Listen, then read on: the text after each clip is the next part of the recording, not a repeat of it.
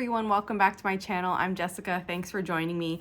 Today we're starting week 2 of the Honey Quilt Along, and we're gonna be working on sewing rows 1 through 7 together. So let's get started. Here is all the fabric that I cut out last week, and what I'm gonna do first is I'm gonna take out my colored squares, and I am going to work on laying them out. So since this quilt has no blocks and we start assembling right away, we're gonna work on layout. I lay out the whole quilt as shown in the quilt diagram, and then we're gonna take it one step at a time, working a certain amount of rows and sewing them together every week. But I start by laying the whole thing out because I want to see how it's going to look so that I can determine where I want my colors placed. I am gonna lay mine out on the floor today. It's a bigger spot than where I've been laying, and since these are not blocks, they're just squares, they can really fall and flop around. So I'm gonna lay it on the floor, and I'm alternating red and green. So right now I'm just gonna lay them out in the order that I have them stacked, and then after that, that'll be the time when I start moving things around so that I like how it looks. I have my reds and my greens laid out here, and I'm just gonna take a look and make sure that this is how I want them. If I need to switch some reds around or some greens around to get them the way that I like, I'll do that. Then I'm gonna start filling in the center of each of the blocks with my low volumes, and then I'll fill in the remaining empty spots with my background fabric. I have all my centers put in, and I have cats like running across this nonstop, so everything's getting mixed up. But now I'm gonna fill in the background. I'm at the top corner, the top left corner, and here's how I usually do it. So on point setting is very easy, but it seems like a mystery for a lot of people, and this is what I do to make it easy. So we're gonna work like this, and you're gonna look at your rows this way: 1, 2, 3. So let's start filling in the background. If you refer to the pattern, you'll see that for the top row, we're going to be using 2 of the setting triangles. So I just take those and I put 1 on each side. Very simply, this is row 1.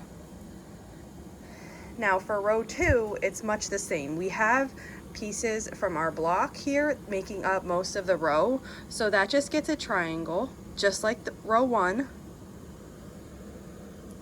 on each side. When we come to the next row, you'll see we have some open spots. So here is where I put in the background squares. We're gonna put a square into each of these open spots, and then we're gonna put triangles on the end of the row.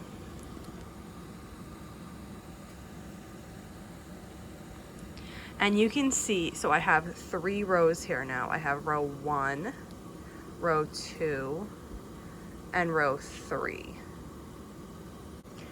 And you're just gonna keep adding these pieces in like this, and then after we have everything laid out, we're gonna start working on, this week we're sewing together rows 1 through 7.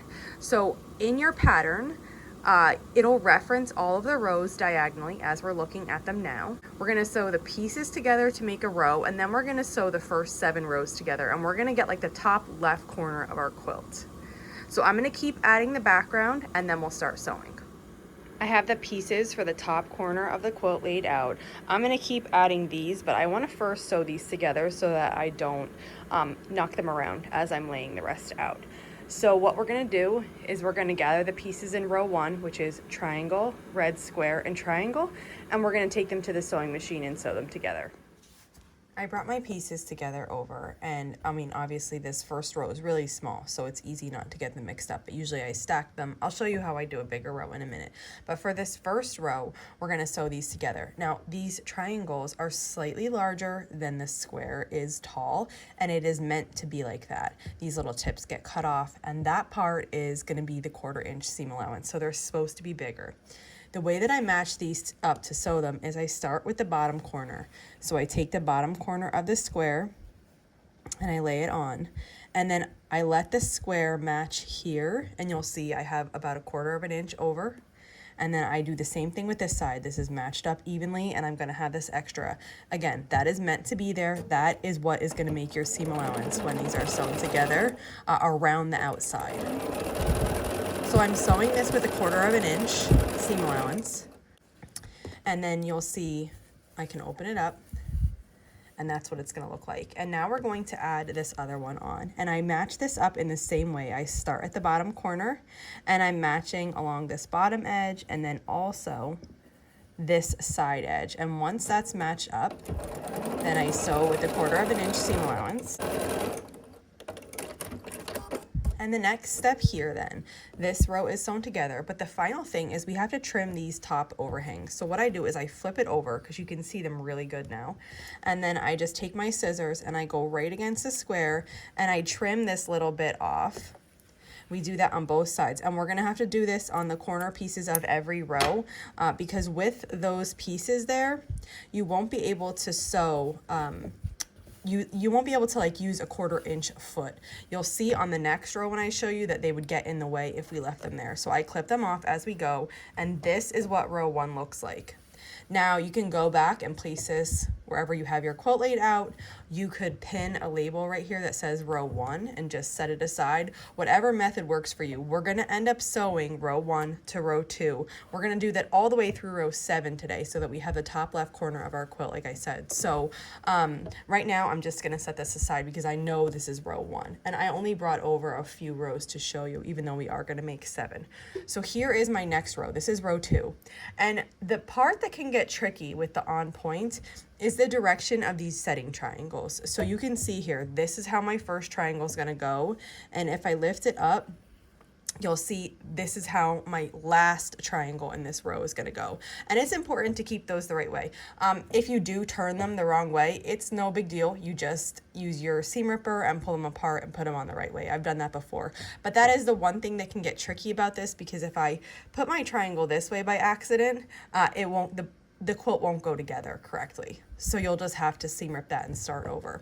But now that I have my stack, I'm just gonna move it over. I'm gonna keep everything in order. So I'm gonna start by matching this up. I'm gonna leave my other stack right here in order. And then we're gonna just do, add one piece at a time. So first I'm adding this red square. Then I'm adding the piece that will be the middle of this red like X. So I match, the squares are all the same size. So I match those up and we just sew along the edge. Next, we're gonna add this other red square. So I just open it up, line this up on here, and there we go.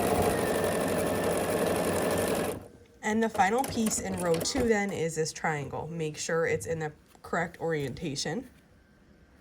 And then I just start at the bottom corner just like we did for the first row. I'm lining it up along the bottom and the right. And once that's lined up, then I can sew here.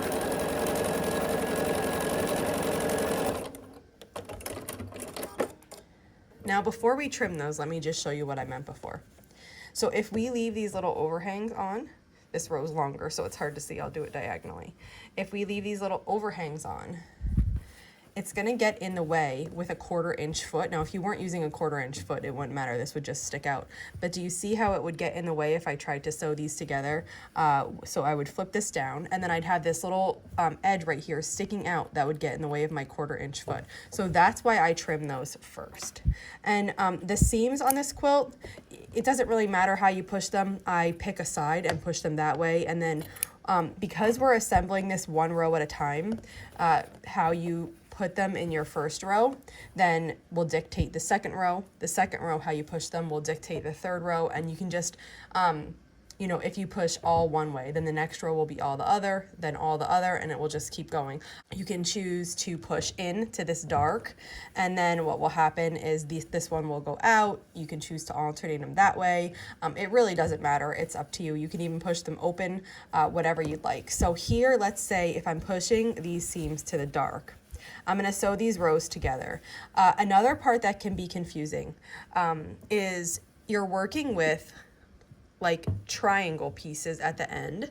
So you can see here how I have these two pieces. And I know that I want this red lined up above this white. This is the center of my block. So I'm going to have red on each side, and I'm going to have a red down here in row 3. So I know this is lined up. When I'm lining up these blocks to make sure I'm doing it correctly, I always start where I know. So I start in the you know, the middle of the first block.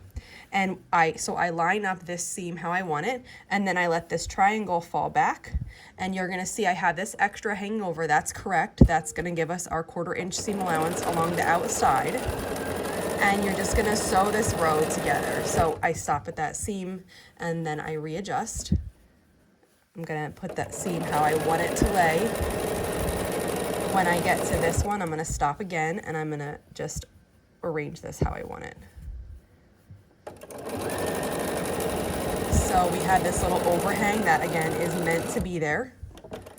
And you'll see now when I open these up, this is going to be, you know, the top left corner of the quilt.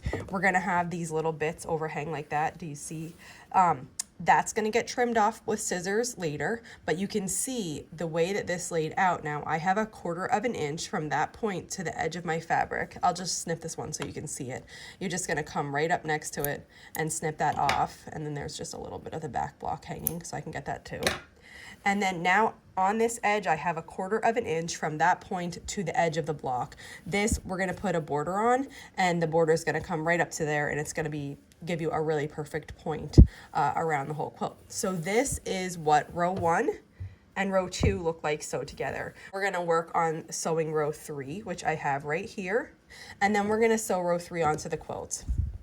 So this is going to be the same as the other rows. These are starting to get longer now. So you're going to have more squares in between your 2 triangles. It does not get any more difficult. You just have more pieces for each row. And yeah, with that, there comes a little bit more of a chance of you mixing things up and pieces getting put where they're not supposed to. But I just take it really slow. I make sure that I have everything in order. And then after every single row, I'm checking it against what I already have assembled to make sure it is correct. So after I assemble row 3, I'm gonna sew it right on to rows 1 and 2, and I'm gonna make sure the pieces look right. I'm gonna make sure this red, because this red square that I just put on is the final square in my first top left red block, and I'm gonna make sure that it's in the right position. And then I'm gonna make sure that I have white on each side of it, and then the green, which will be portions of the other X blocks next to the red one. So you just take your time, you add 1 square at a time, triangles on each end to these pieces.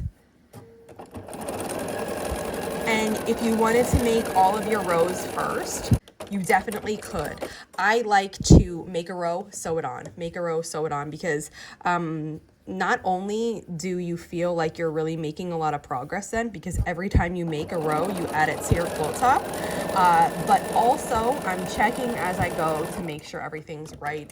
And if something is wrong, then I can fix it right away. So now I have this row 3 assembled. I'm gonna trim off the overhang on each end. So there's 1 and 2. And then now I'm gonna take this and we're gonna sew it on. So like I said before, I take this piece, I put the one that I know where it's supposed to go, and I line it up that way. And then I'm just gonna take the whole thing and fold it over and we'll start sewing. So I'll just do it like this. And if you're alternating your seams, like whatever way you pushed them last time, you're doing it the opposite this time so that they nest. And I'm just working my way backwards here. So as another reminder, on all the triangles, you have a little bit of an overage. It's about a 1/4 inch overage, and it's what gives you the seam allowance around the outside. So you can't just take your piece and match it up at the end of the triangle. That won't work. So what I do, because if you matched your piece up at the end, everything wouldn't line up. So what I do is I start at the seam right before the triangle, and I push however my seams were going. I make sure I'm doing them correctly. I hold that seam in place, and then I just back up. And you can see I have some extra sticking off. It's gonna be a 1/4 inch overage, and I'm just gonna start sewing. And I'm gonna sew right to this seam that I was holding with my finger, stop, and then I'm gonna reposition it for the rest of these pieces in our row.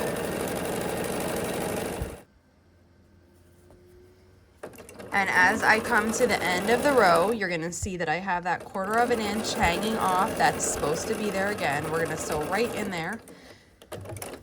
And we'll have attached row 1, 2, and 3 together now. So let me just open it up so you can see what it looks like. You can see my first X is here. This is gonna be the makings of my second X. When I get the next row on, we'll see more of it. And then this is gonna be the first X in the second row of X's. So I have these pieces attached. We're gonna do the same thing that we've done here. Our rows are gonna keep getting longer. We're gonna have more squares every single time, and the rows are gonna have a triangle at the beginning and the end, just like we did here.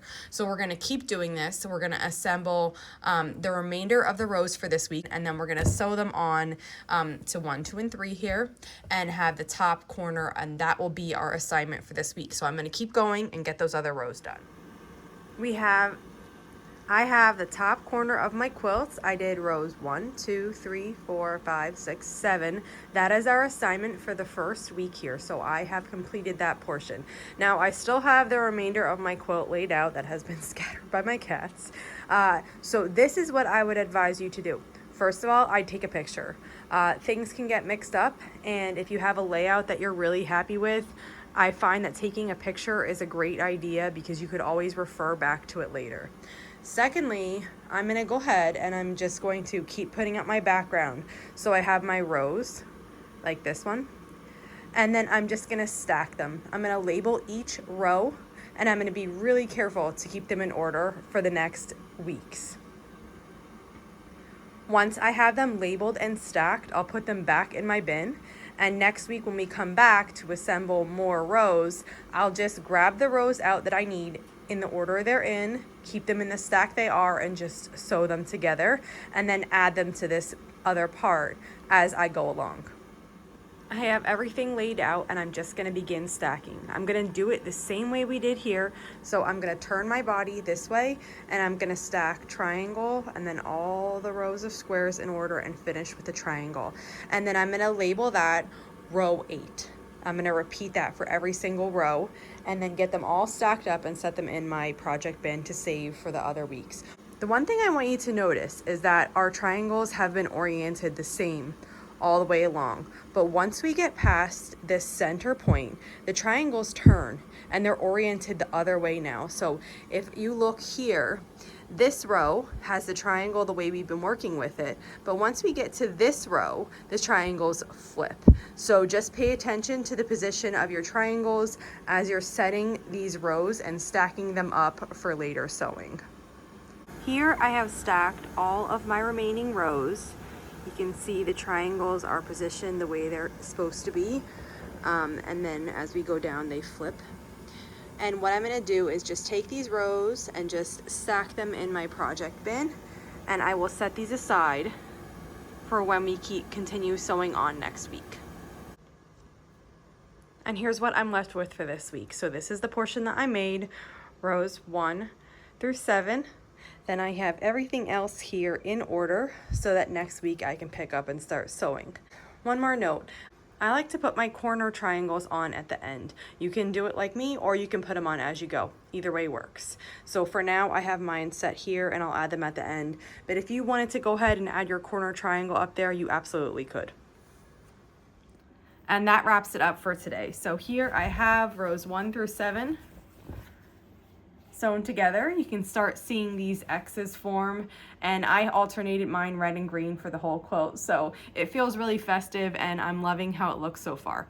If you have any questions on the assignments this week, just let me know and I'll be sure to answer your questions, and if not, I'll see you back here next week and we'll continue on sewing. Thanks for following along.